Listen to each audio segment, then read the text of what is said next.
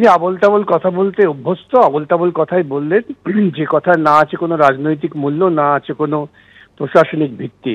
গোটা সন্দেশখালী অঞ্চলটা মানুষের নজরে এসেছিল ওর ওই শাহজাহান, ওর লালিত পালিত গুন্ডাদের গুন্ডামির ফলে। এখন ওখানে ওই গুন্ডারাই তো নিয়ন্ত্রিত করছিলেন মহিলাদের। মহিলারা আজকে বিক্ষোভ করেছিলেন বলে ওর খুব ভয় হয়েছে, তাই উনি সেই জায়গায় ঘুরে ফিরে এসে বলতে চাইছেন সরকারি প্রকল্প। আরে সরকারি প্রকল্প হলে তৃণমূল দলের লোকেরা পাড়ায় পাড়ায় গ্রামে গ্রামে কি করে বলেন যে অন্য দল করলে পরে প্রকল্পে সুবিধে কেড়ে নেব?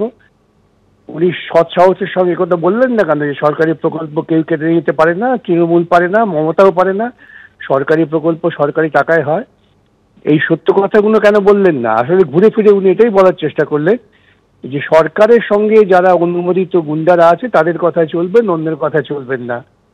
এই কথায় লোকে আজকাল আর ভুলছে না এবং ভুলবেও না। সন্দেশখালীর মঞ্চ থেকে একযোগে বাম বিজেপিকে আক্রমণ করেন মুখ্যমন্ত্রী মমতা বন্দ্যোপাধ্যায়। বামেদের নরকঙ্কাল বলে আক্রমণ করেন তিনি। অন্যদিকে বিজেপির উদ্দেশ্যে তিনি বলেন সারাক্ষণ চক্রান্ত করে চলেছে, ওদের টাকায় হাত দেবেন না।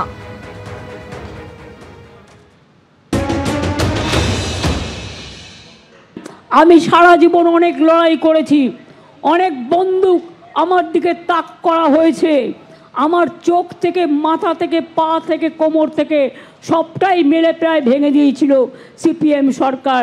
আমাকে প্রাণে মারতে গেছিল অনেকবার। বিজেপির চক্রান্ত তো আপনারা জানেন, সারাক্ষণ ওদের অনেক টাকা আছে।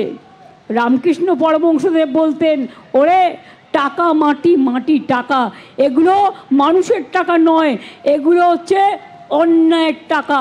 বিজেপির টাকায় হাত দেবেন না।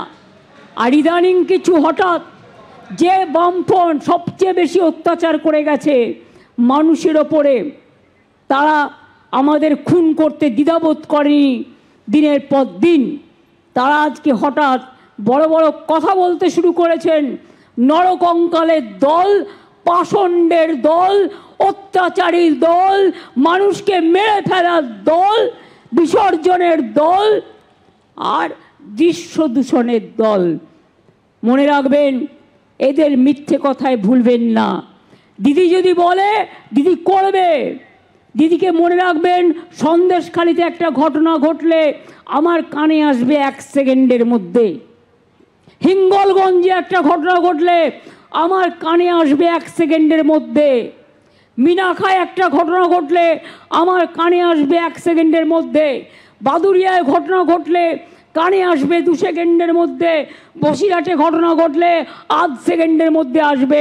আমি সকাল থেকে রাত মানুষের পাহারাদারির কাজ করি।